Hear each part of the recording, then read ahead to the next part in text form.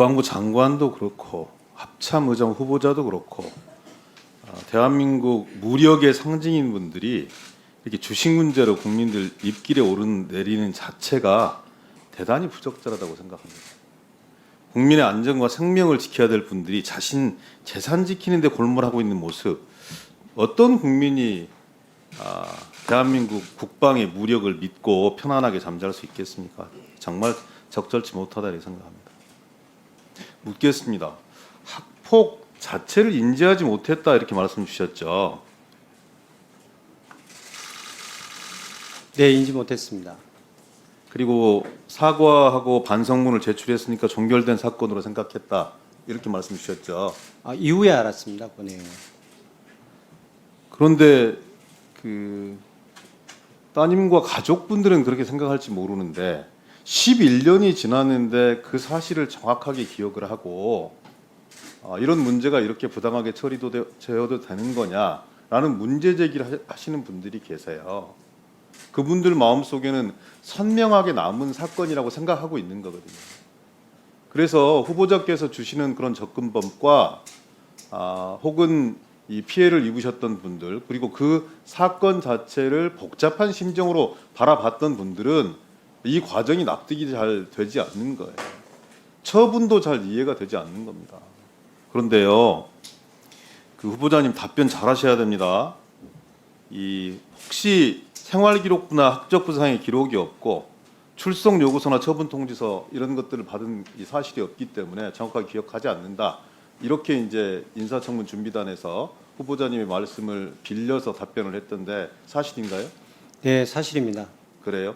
실제로 제가 인지한 것은 의원님, 존경하는 의원님 쪽에서 연락을 받고 사실이 어떤 건가를 팩트로 확인해 네, 들어가면서. 알겠습니다. 그런데요, 2012년 당시에 행정절차법 23조, 24조, 25조를 보면은요, 학폭위에서 처분한 내용은 당사자에게 근거와 이유를 제시해야 하고 특별한 규정이 있는 경우를 제외하고는 문서로 처분해야 한다 이렇게 나와 있어요. 나아가 당사자에게 그 처분에 대해서 행정심판 등 불복 절차 기타 사항도 전달하도록 되어 있습니다. 그래서 기억하지 못한다 아니면 사과나 반성문 자체로 끝난 사안이다 이렇게 보기에는 이 법적인 절차가 쭉 진행되었던 사안들이 있기 때문에 그렇게 대답 주시는 것은 사건을 축소하려고 하는 의도로 비춰질 수 있어서 대단히 적절치 못하다 이런 말씀들을 올리는 거고요. 두 번째, 제보에 의하면요, 당시 피해자 합의금으로 총 1인당 300만 원, 1,800만 원이 지급되었다는 그런 말들이 있습니다. 사실입니까? 그거는 제가 알지 못합니다.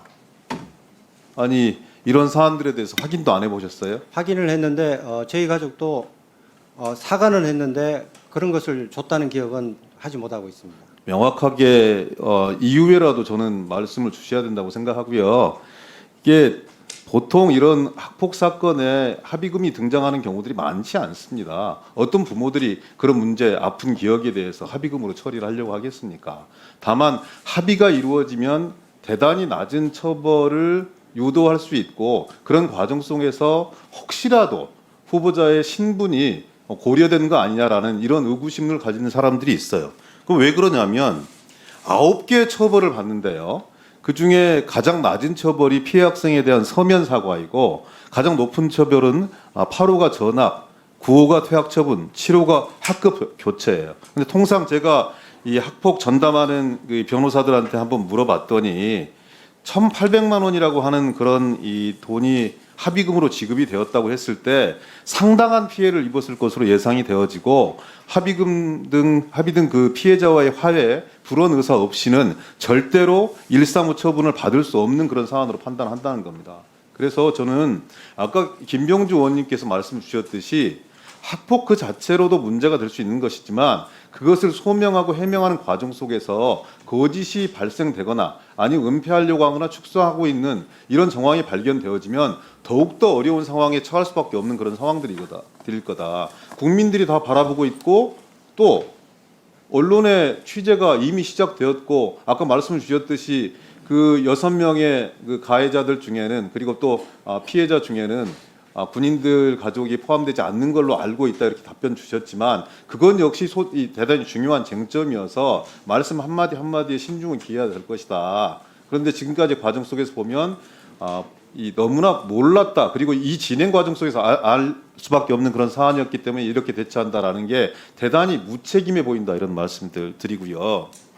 그리고 두 번째 말씀드립니다. 이 법무부 인사정보관리단으로부터 유선 전화를 받았습니까? 제가 알기로는 스마트폰 전화를 받은 걸로 기억합니다. 몇 차례 받으셨습니까?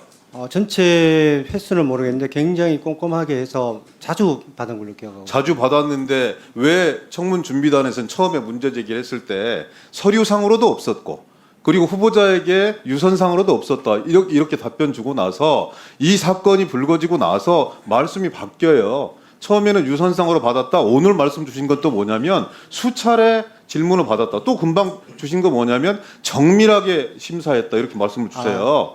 이렇게 변해나가는 과정들에 대해서 어떤 국민이 납득할 수 있겠습니까? 국방부 혹은 합참본부장 후보자 역시 법무부로부터 어떤 소청 과정이 있었는지 명쾌하게 지금 답변하지 있지 못한 거고요. 이거는 왜 사람들이 인사참사라고 얘기하냐면 학폭 문제가 대단히 중요한 국정 현안으로 떠올라고 있습니다. 고위공직자 임명 과정 속에서. 정순신 씨가 그랬고요. 방통위원장이 그랬고요. 그리고 얼마 전에 있었던 김승희 청와대 의전비서관이 그랬습니다. 그리고 지금 합참부장 후보자 4번째입니다. 그런데 설사 유선상으로 검증을 했다 하더라도 본인이 아니라고 얘기해버리면 그걸 검증할 방법이 없습니다.